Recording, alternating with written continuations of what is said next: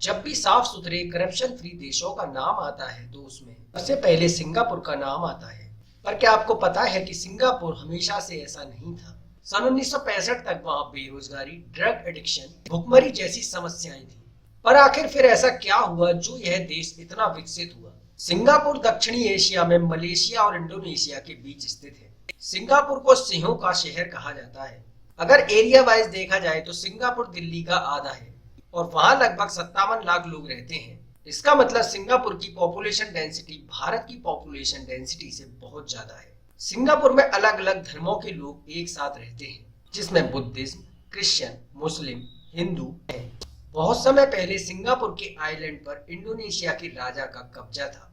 उसके बाद वहां पुर्तगीज, डचेस और सन 1819 में ब्रिटिश ईस्ट इंडिया कंपनी ने सिंगापुर को जौहर के सुल्तान से खरीद लिया और इस जगह को एक फ्री पोर्ट बना दिया। मतलब जो भी जहाज यहाँ से निकलते उन्हें वहां रुकने के लिए कोई भी पे करने की जरूरत नहीं थी। अक्सर जहाज इस जगह को रिफ्यूलिंग स्टेशन की तरह यूज करने लगे। अब आपको लग रहा होगा कि इससे तो सिंगापुर विकसित हुआ होगा, पर ऐसा नहीं था, क्योंकि उसी समय पर British east India company Bharat में भी रूल करती थी और ब्रिटिशर्स बंगाल में ओपियम की खेती करते थे, जिसकी प्रोसेसिंग सिंगापुर में होती थी। सिंगापुर में काम करने वाले लोग इस ओपियम के एडिक्ट बन गए, जिसकी वजह से सिंगापुर में क्राइम बढ़ने लगे। दूसरे विश्व युद्ध के समय सन 1942 में जापानी सिंगापुर को अपने अंडर ले लेते हैं और लगभग 3.5 साल तक यहाँ जापानियों का राज रहा। जापानी सिंगापुर में बहुत ज्यादा अत्याचार करते थे, इससे सिंगापुर पूरी तरह से डिस्ट्रॉय हो गया। दूसरे विश्व युद्ध में हारने के बाद जापान सिंगापुर को छोड़ देते हैं और दोबारा से सिंगापुर को ब्रिटिशर्स टेक ओवर करते हैं। सन 1948 में सिंगापुर की कुछ सीटों पर इलेक्शन कराए जाते हैं और इसी समय वहां का संविधान बनाया जाता है। इसके बाद सन 1955 और 1958 में 2 बार संविधान में संशोधन किए जाते हैं। सन 1959 में पूरे सिंगापुर में इलेक्शंस कंडक्ट होते हैं और ली कुआन यू इलेक्शन जीतते हैं, जो पीपल एक्शन पार्टी के सेक्रेटरी जनरल थे। ये सिंगापुर के पहले प्रधानमंत्री थे। सन 1963 में ली कुआन यू सिंगापुर को मलेशिया के साथ जोड़ देते हैं, जिससे सिंगापुर के लोग बिल्कुल खुश नहीं थे, जिसकी वजह से वहां दंगे होने लगते हैं और सन 1965 में सिंगापुर मलेशिया से अलग हो जाता है। अब सिंगापुर के प्रधानमंत्री के सामने सबसे बड़ी समस्या यह थी कि आखिर सिंगापुर की कंडीशंस को कैसे ठीक किया जाए।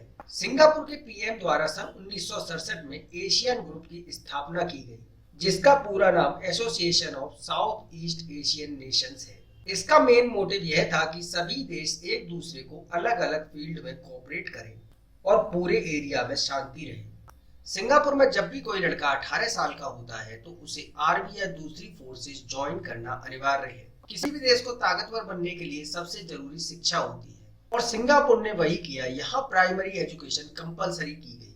सिंगापुर के प्रधानमंत्री ने जनता के सामने आके वादा किया कि सिंगापुर एक सेकुलर देश होगा, जहां अलग अलग धर्मों के लोग एक साथ रहेंगे। इसके लिए प्रधानमंत्री ने सिंगापुर में एथनिक इंटीग्रेशन पॉलिसी चलाई।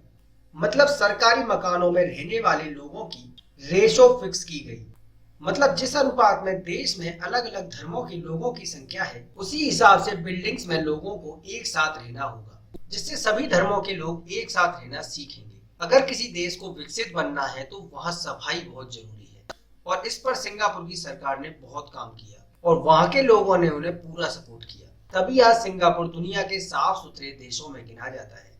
सिंगापुर दुनिया का एक ऐसा देश है जहाँ च्युइंगम पूरी तरह से बैन है। इसे सन 1992 में बैन कर दिया गया था। सिंगापुर की आजादी के बाद वहाँ बहुत ज्यादा स्लम्स थे और यह वहाँ की सबसे बड़ी समस्या थी। तो इसके लिए वहाँ के प्रधानमंत्री ली कुआन यू ने स्लम्स में रहने वाले लोगों के लिए डेवलप्ड बिल्डिंग्स बनवाई और उन्हें उसमें रिलोकेट किया गया। इसके अलावा सिंगापुर की सभी नदियों को साफ किया गया।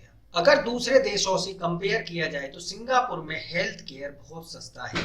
आपको यह जानकर हैरानी होगी कि सिंगापुर में गाड़ियों पर बहुत भारी टैक्स लगाया जाता है और अगर यहाँ के पब्लिक ट्रांसपोर्ट की बात की जाए तो वह बहुत सस्ता है। सिंगापुर में इनकम टैक्स रेट बहुत कम है। तो आखिर सरकार के पास देश चलाने के लिए पैसे कहाँ से आते हैं?